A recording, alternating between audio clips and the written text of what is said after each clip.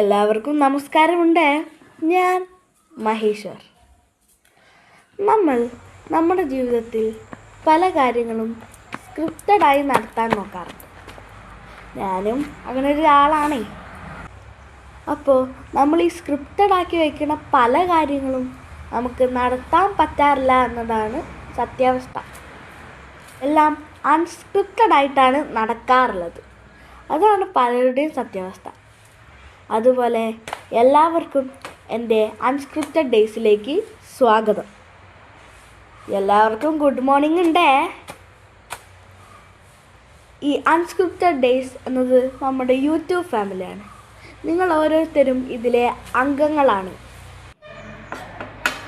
നിങ്ങളിൽ ഓരോരുത്തരും നമ്മുടെ യൂട്യൂബ് ഫാമിലിക്ക് സപ്പോർട്ട് തരികയാണെങ്കിൽ നമുക്ക് ഇനി ഈ യാത്ര തുടരാം.